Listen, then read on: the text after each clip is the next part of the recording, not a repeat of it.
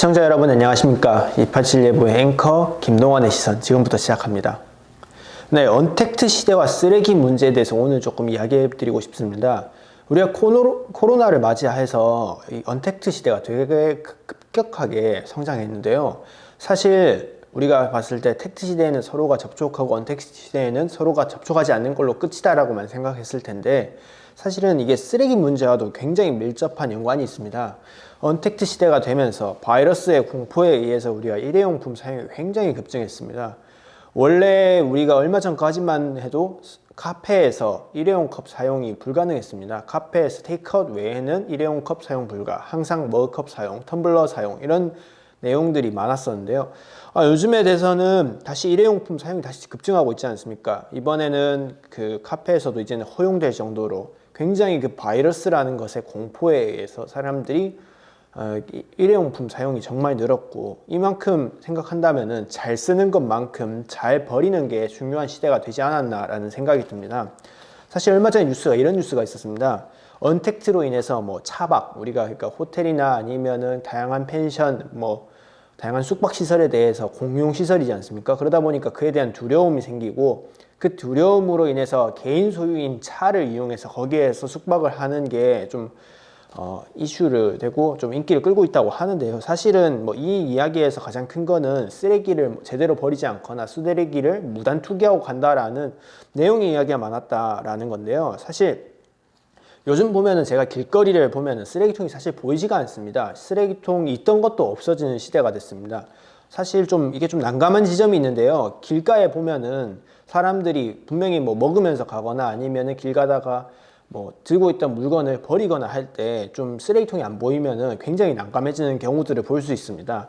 그래서 사람들은 특히나 어떤 경우가 많냐, 이미 그 일회용이나 종량제 쓰레기 봉투를 쌓아 놓은 곳에 쓰레기를 투기하는 경우들이 종종 보입니다. 사실 이걸 생각해 본다면 쓰레기 통을 좀 없애는 게 능사는 아닌 것 같습니다.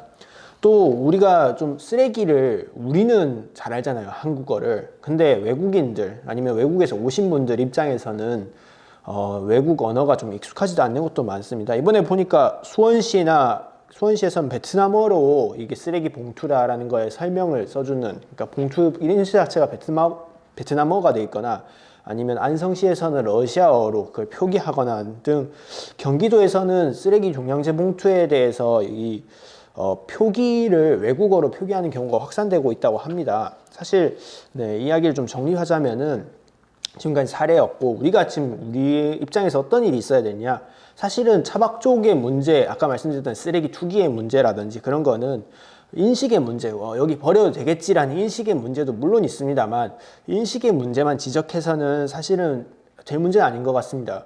정말 우린 쓰레기가 계속 생기는데 우리 쓰레기를 처리하지 않고서는 개인이 쌓아놓고 산다면은 그거는 그거대로 문제가 될 수 있습니다.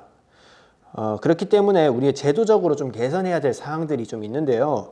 사실은 길거리에서 쓰레기를 버리기 위한 공간이 필요하지 않을까 싶습니다. 그러니까 쓰레기라는 것 자체가 우리가 요즘에는 일회용 종량제로 집 앞에 내놓는 형태로 해서 수거해가는 형식의 종량제 배출 사업들이 많이 시행되고 있는데요. 다시 이거를 수집장을 동네에서 몇 가구마다 하나의 일정한 구역마다 하나씩 만들어서 좀 더 내실화 있게 이 종량제 봉투들이나 이런 것들에 모일 수 있는 장소가 필요하지 않을까 싶습니다. 특히나도 사실은 지금 요즘에 쓰레기가 굉장히 많이 나오기 때문에 쓰레기를 줄일 수 있는 방법은 쓰레기 나오는 것 자체를 통제하는 것도 굉장히 중요하지만, 분리수거를 활성화함으로써 쓰레기 배출량을 줄이는 것도 굉장히 중요합니다. 사실 요즘 배달이 많이 되다 보니까 고기 같은 것도 배달로 드시고 아이스크림도 배달로 시키시고 이러다 보니까 아이스팩이나 아니면은 스티로폼, 이게 굉장히 많이 쓰레기가 됩니다. 이게 최근에는 좀 줄어드는 추세였던 걸로 제가 기억하는데요. 다시 이게 굉장히 확산되고 있습니다. 특히 아이스팩 문제가 굉장히 대두되고 있는데요.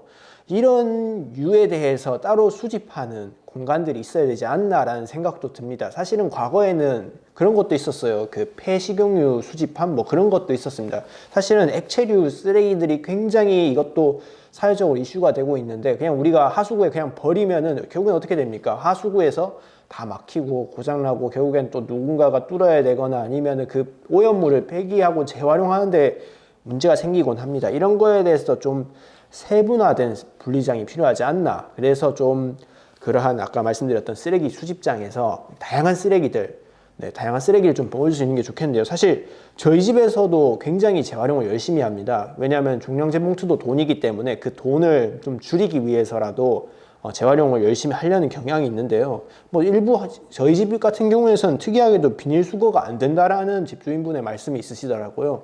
그런 걸 감안했을 때 이런 거를 좀 비닐봉지가 된다고 하는데 일부 지역은 해당하지 않는 건지, 아니면은 뭐 우리 집만 좀 특이한 건지, 아니면은 우리 집 담당 구역의 업체가 좀 문제가 있는 건지에 대해서 좀 내실화 있는 구청의 관리 감독도 필요하지 않나라는 생각도 같이 듭니다. 그리고 또 사실은 제가 사는 동네에도 외국인 분들이 많이 사시고요. 또 송정동이나 뭐 아니면 다른 지역, 외국인 분들이 많이 사는 지역을 위해서라도 좀 다양한 언어, 최소한 뭐 중국어, 영어, 아니면은 뭐 일본어, 뭐 러시아어, 베트남어 같은 다양한 언어로 된 그 종량제 봉투를, 그 언어가 많다면은 최소한 너무 많아서 일반 시중에서 파는 게 좀 어렵다라고 한다면은 동사무소에서라도 이거를 좀 비치해 놓고 파는 게 필요하지 않을까. 그래서 우리가 쓰레기 문제가 좀 해결될 수 있지 않을까라는 생각도 듭니다.